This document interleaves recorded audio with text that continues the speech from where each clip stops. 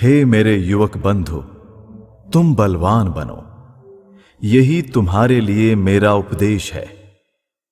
गीता पाठ करने की अपेक्षा तुम्हें फुटबॉल खेलने से स्वर्ग सुख अधिक सुलभ होगा। मैंने अत्यंत साहसपूर्वक ये बातें कही हैं और इनको कहना अत्यावश्यक है, कारण मैं तुमको प्यार करता हूं। मैं जानता हूं कि कंकड़ कहां चुभता है। मैंने कुछ अनुभव प्राप्त किया है। बलवान शरीर से अथवा मजबूत पुट्ठों से तुम गीता को अधिक समझ सकोगे। मनुष्य, केवल मनुष्य भर चाहिए, बाकी सब कुछ अपने आप हो जाएगा। आवश्यकता है वीर्यवान, तेजस्वी, श्रद्धा संपन्न और दृढ़ विश्वासी निष्कपट नवयुवकों की। ऐसे 100 मिल जाएं तो संसार का कायाकल्प हो जाए। हे भाइयों, हम सभी लोगों को इस समय कठिन परिश्रम करना होगा। अब सोने का समय नहीं है। हमारे कार्यों पर भारत का भविष्य निर्भर है। देखिए, वो तत्परता से प्रतीक्षा कर रही है। वो केवल सो रही है। उसे जगाइए और पहले की अपेक्षा और भी गौरव मंडित और अभिनव शक्तिशाली बनाकर भक्ति भाव से उसे उसके चिरंतन सिंहासन पर प्रतिष्ठित कर दीजिए। मेरा विश्वास युवा पीढ़ी में, नई पीढ़ी में है। मेरे कार्यकर्ता उनमें से आएंगे। सिंहों की भांति वे समस्त समस्या का हल निकालेंगे। मैंने अपना आदर्श निर्धारित कर लिया है और उसके लिए अपना समस्त जीवन दे दिया है।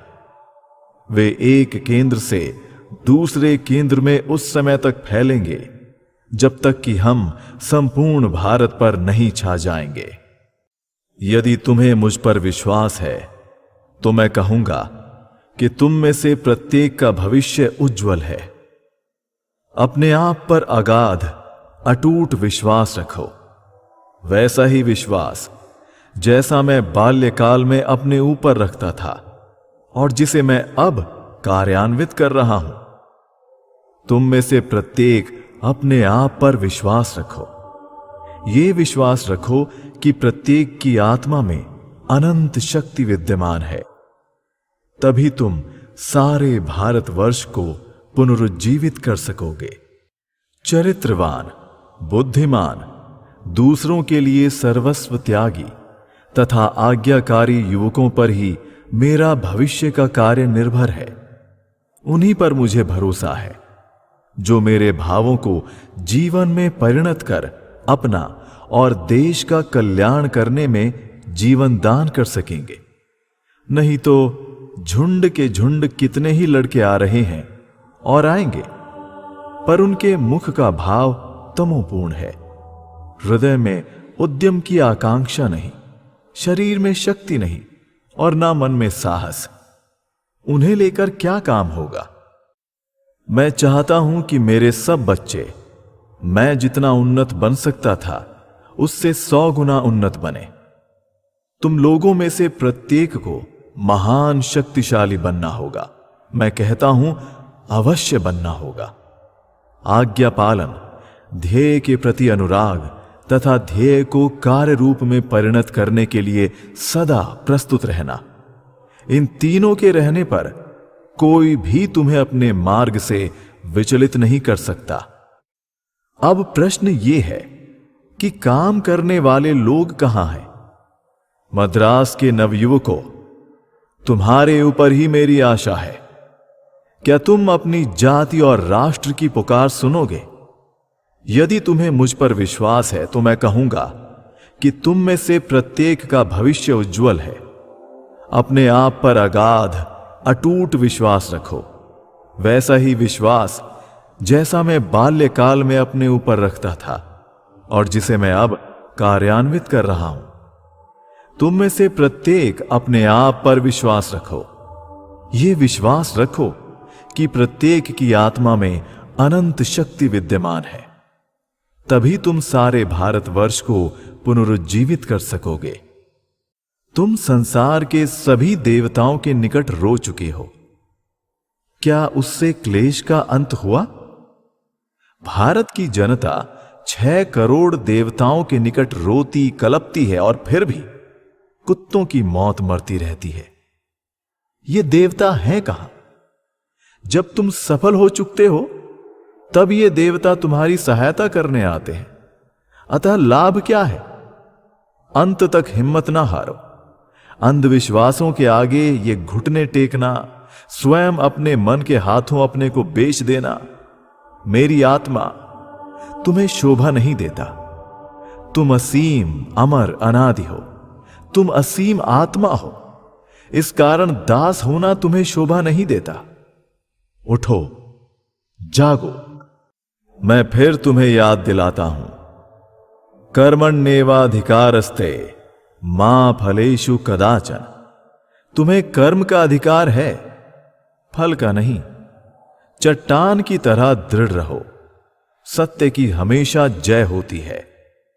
कदाचित हम लोग उसका फल देखने के लिए जीवित ना रहें, परंतु जैसे इस समय हम जीवित हैं, इसमें कोई संदेह नहीं है कि देर या सबेर इसका फल अवश्य प्रकट होगा। भारत को नव विद्युत शक्ति की आवश्यकता है, जो जातीय धमनी में नवीन स्फूर्ति उत्पन्न कर सके।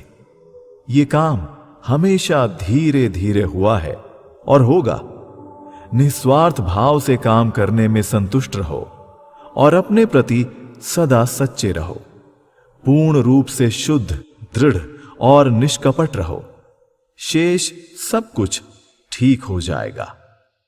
अरे, मृत्यु जब अवश्यम भावी है तो ईंट पत्थरों की तरह मरने के बजाय वीर की तरह मरना अच्छा है। इस अनित्य संसार में 2 दिन अधिक जीवित रहकर भी क्या लाभ? It is better to wear out than to rust out. जरा जीर्ण होकर थोड़ा थोड़ा करके क्षीण होते हुए मरने की बजाय वीर की तरह दूसरों के अल्प कल्याण के लिए लड़कर उसी समय मर जाना क्या अच्छा नहीं? भारत तभी जागेगा जब विशाल हृदय वाले सैकड़ों स्त्री पुरुष भोग विलास और सुख की सभी इच्छाओं को विसर्जित कर मन, वचन और शरीर से उन करोड़ों भारतीयों के कल्याण के लिए सचेष्ट होंगे जो दरिद्रता तथा मूर्खता के अगाध सागर में निरंतर नीचे डूबते जा रहे हैं। क्या तुम निष्कपट हो, मरते दम तक निस्वार्थ और प्रेम परायण? तब डरो नहीं, मृत्यु को भी नहीं। आगे बढ़ो। सारा संसार आलोक चाहता है, उसे बड़ी आशा है। एकमात्र भारत ही में ये आलोक है। ये रहस्यपूर्ण निरर्थक धार्मिक अनुष्ठानों में या छल कपट में नहीं है। ये उन उपदेशों में है जो यथार्थ धर्म के सार तत्व की महिमा की शिक्षा देती है, सर्वोच्च आध्यात्मिक तत्व की शिक्षा देती है। यही कारण है कि प्रभु ने इस जाति को इसके इतने सारे उतार चढ़ावों के बावजूद आज भी सुरक्षित रखा है। अब समय आ उपस्थित हुआ है। मेरे वीर हृदय युवकों, ये विश्वास रखो कि अनेक महान कार्य करने के लिए तुम सबका जन्म हुआ है। कुत्तों के भौंकने से न डरो, नहीं, स्वर्ग के वज्र से भी न डरो। उठ खड़े हो जाओ और कार्य करते चलो। लाखों स्त्री पुरुष पवित्रता के अग्नि मंत्र से दीक्षित होकर भगवान के प्रति अटल विश्वास से शक्तिमान बनकर और गरीबों, पतितों तथा पद दलितों के प्रति सहानुभूति से सिंह के समान साहसी बनकर इस संपूर्ण भारत देश के एक छोर से दूसरे छोर तक सर्वत्र उद्धार के संदेश, सेवा के संदेश, सामाजिक उत्थान के संदेश और समानता के संदेश का प्रचार करते हुए विचरण करेंगे। हे सिंहों, आएं और इस मिथ्या भ्रम को झटक कर दूर फेंक दें कि आप भेड़ हैं। आप हैं आत्मा अमर, आत्मा मुक्त, आनंदमय और नित्य। आप जड़ नहीं हैं, आप शरीर नहीं हैं। जड़ तो आपका दास है, न कि आप हैं दास जड़ के। महावीर के चरित्र को ही तुम्हें इस समय आदर्श मानना पड़ेगा। जीवन मृत्यु की परवाह कहां। महाजितेंद्रिय, महाबुद्धिमान, दास्य भाव के उस महान आदर्श से तुम्हें अपना जीवन गठित करना होगा। वैसा करने पर दूसरे भावों का विकास स्वयं ही हो जाएगा। दुविधा छोड़कर गुरु की आज्ञा का पालन और ब्रह्मचर्य की रक्षा, यही है सफलता का रहस्य। नाथ पंथः विद्यते यनाय, अवलंबन करने योग्य और दूसरा पथ नहीं। एक ओर हनुमान जी के जैसा सेवा भाव और दूसरी ओर उसी प्रकार त्रैलोक्य को भयभीत कर देने वाला सिंह जैसा विक्रम। सिद्ध होना हो तो प्रबल अध्यवसाय चाहिए, मन का अपरिमित बल चाहिए। अध्यवसायशील साधक कहता है, मैं चुल्लू से समुद्र पी जाऊंगा, मेरी इच्छा मात्र से पर्वत चूर चूर हो जाएंगे। इस प्रकार का तेज, इस प्रकार दृढ़ संकल्प लेकर कठोर साधना करो और तुम ध्येय को अवश्य प्राप्त करोगे। स्वार्थपरता की आवश्यकता नहीं, नाम की भी नहीं, यश की भी नहीं, तुम्हारे नहीं, मेरे नहीं, मेरे प्रभु के भी नहीं। काम करो, भावनाओं को, योजनाओं को कार्यान्वित करो। मेरे बालकों, मेरे वीरों, सर्वोत्तम साधु स्वभाव मेरे प्रियजनों, पहिए पर जा लगो, उस पर अपने कंधे लगा दो। नाम, यश अथवा अन्य तुच्छ विषयों के लिए पीछे मत देखो। स्वार्थ को उखाड़ फेंको और काम करो। आओ, मनुष्य बनो, कूप मंडूकता छोड़ो और बाहर दृष्टि डालो। देखो, अन्य देश किस तरह आगे बढ़ रहे हैं। क्या तुम्हें मनुष्य से प्रेम है? क्या तुम्हें अपने देश से प्रेम है? यदि हां, तो आओ, हम लोग उच्चता और उन्नति के मार्ग में प्रयत्नशील हों। पीछे मुड़कर मत देखो। अत्यंत निकट और प्रिय संबंधी रोते हों तो रोने दो, पीछे देखो ही मत, केवल आगे बढ़ते जाओ। याद रखो कि धन का कोई मूल्य है? न नाम का, न यश का, न विद्या का। केवल चरित्र ही कठिनाइयों के दुर्भेद्य पत्थर की दीवारों में से गुजर सकता है। चरित्र को एक विशिष्ट ढांचे में ढालने में शुभ और अशुभ दोनों का समान अंश रहता है, और कभी कभी तो दुख सुख से भी बड़ा शिक्षक हो जाता है। यदि हम संसार के महापुरुषों के चरित्र का अध्ययन करें तो मैं कह सकता हूं कि अधिकांश दृष्टांतों में हम यही देखेंगे कि सुख की अपेक्षा दुख ने तथा संपत्ति की अपेक्षा दारिद्र्य ने ही उन्हें अधिक शिक्षा दी है, एवं प्रशंसा की अपेक्षा आघातों ने ही उनकी अंतस्थ अग्नि को अधिक प्रस्फुरित किया है। तुम्हारे भविष्य को निश्चित करने का यही समय है। इसीलिए मैं कहता हूं कि अभी इस भरी जवानी में, इस नए जोश के जमाने में ही काम करो। जीर्ण शीर्ण हो जाने पर काम नहीं होगा। काम करो, क्योंकि काम करने का यही समय है। सबसे अधिक ताजे, बिना स्पर्श किए हुए और बिना सूंघे फूल ही भगवान के चरणों पर चढ़ाए जाते हैं और वे उसे ही ग्रहण करते हैं। सतर्क रहो, जो कुछ असत्य है उसे पास ना फटकने दो। सत्य पर डटे रहो, बस तभी हम सफल होंगे।